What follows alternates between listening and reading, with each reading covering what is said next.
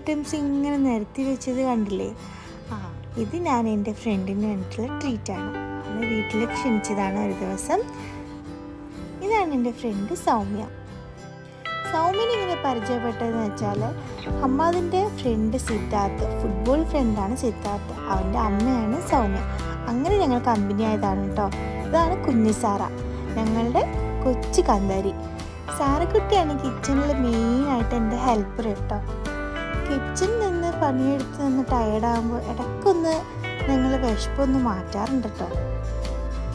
അപ്പോൾ കിച്ചൺ ഡ്യൂട്ടിയിൽ ഞാൻ തകൃതിയായിട്ട് ഇങ്ങനെ പണിയെടുത്തുകൊണ്ടിരിക്കുന്ന സമയത്ത് സൗമ്യയാണ് ഈ പരിപാടിയൊക്കെ ഒപ്പിച്ചത്. സാറിൻ്റെ കയ്യിൽ ക്യൂ ഉണ്ട്. ക്യൂവും സാറും ഭയങ്കര കമ്പനിയായി. അതിനുശേഷം റൂമിലോട്ടൊന്ന് ജസ്റ്റ് ഒന്ന് നോക്കിയതാ. അവിടെ 3 പേരും കൂടിയിട്ട് ഹംദും മയാനും സിദ്ധാർത്ഥും എല്ലാവരും അവിടെ തകർത്ത് കളിയാ. ഈ ഒരു ടൈമിൽ ഞാൻ വേഗം ഫുഡും കാര്യങ്ങളൊക്കെ എടുത്തു വെച്ചു. കോച്ച് വന്നു വേഗം ഫുഡ് കഴിക്കാൻ. ഞാൻ സെർവിങ്ങിൻ്റെ ഭയങ്കര ബിസിയിലാണ്. ഞാൻ പാസ്ത ഉണ്ടാക്കി, ദോശ, ചിക്കൻ കറി, അത് വെജിറ്റബിൾ കറിയുണ്ട്, പത്തിരി, അങ്ങനെ കുറച്ച് ഐറ്റംസൊക്കെ ഞാൻ ഉണ്ടാക്കി വെച്ചിട്ടുണ്ടായിരുന്നു. കോച്ച് നൈജീരിയയിൽ നിന്നാണ് കേട്ടോ. കോച്ച് അധികം സ്പൈസി ഐറ്റംസ് കഴിക്കില്ല. അതേപോലെ തന്നെ നമ്മുടെ നാടൻ ഫുഡൊന്നും ഇതുവരെ ട്രൈ ചെയ്തിട്ടില്ല.